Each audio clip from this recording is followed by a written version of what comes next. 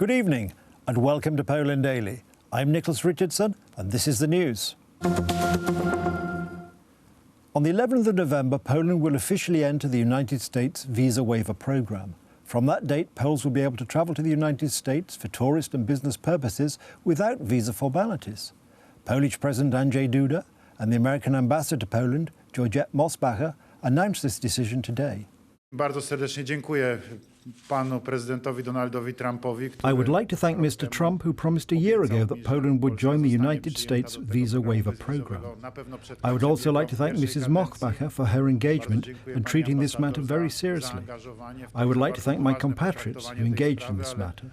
I would also like to thank every institution, especially LOT Polish Airlines, who publicise this undertaking. And now everyone can travel to the United States. Donald Tusk has announced that he will not run in next year's presidential election in Poland. However, not everyone takes this announcement seriously because Tusk in the past announced that he was not intending to go to Brussels before resigning as the Prime Minister of Poland in order to go to Brussels to become President of the European Council. Many civic platform politicians counted on Donald Tusk to bring the presidential election to their party to victory. Yesterday, this hope was shattered by his announcement that he will not run because he's carrying the baggage of unpopular decisions that would diminish his odds of winning the election. There were also some civic platform politicians who sighed with relief that the situation has cleared and the party can concentrate on the preparations for next year's presidential election without this distraction. I personally think he understood that Andrzej Duda has a great chance to be re-elected and that political quarrelling will focus on what was and what is. Mr. Tusk, by stepping aside, changes that equation. The discussion is going to focus on what kind of Poland we will get as served by Duda and Kaczynski against what Poland might really look like in the future. Ale wyborem między tą Polską, jaką nam urządza Kaczyński z Dudą, przyjmujemy jako politycy, jako klasa polityczna. As politicians, we take the information that we have one candidate less. Is this decision final? That is an interesting question. Maybe things will go in such a way that when his book goes on the market in December, makes big waves and brings lots of interest, people will ask him to reconsider. Then what? He might change his decision and decide to run. This is politics. Donald Tusk is a weak candidate because he would bring great polarization and mobilize law and justice voters. Therefore, despite the fact that he would be a great president and very seasoned politician, at the same time he is a weak candidate. I think that he made the right decision and I was not surprised.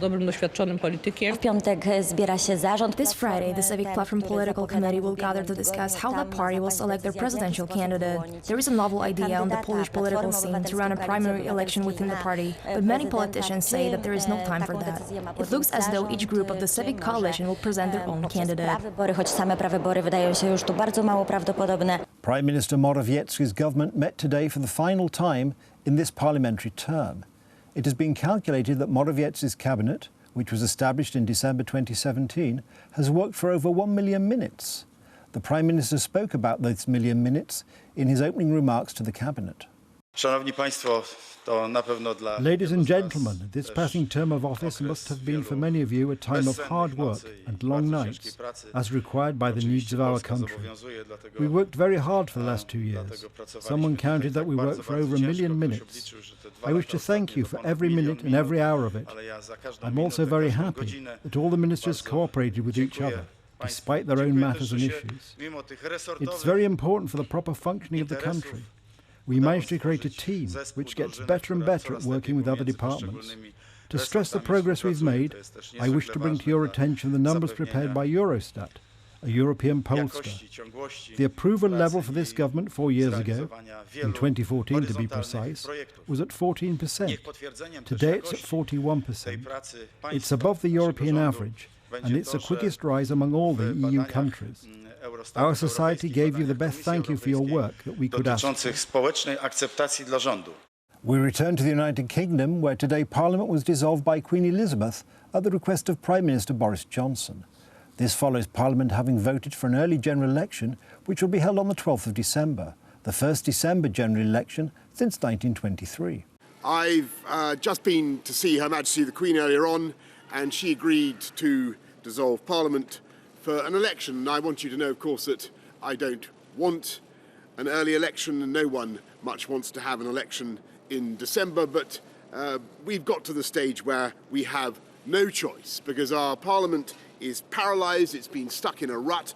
The session of the British Parliament, which ended at midnight, had lasted more than 2 years. It has gone down in the history of the British Parliament for several reasons. Technically, it comprised 2 sessions. The first lasted 839 days and was the longest in the history of the United Kingdom. The second lasted only 26 days and was the shortest in 79 years. As a rule, a session of the British Parliament lasts 1 year.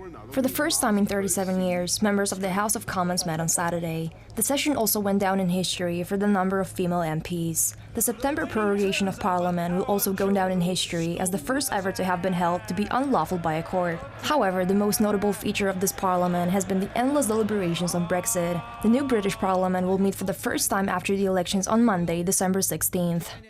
That's the news. Thank you for watching. Stay with us for the business, weather and other programmes. But from me, it's have a good night and a better tomorrow.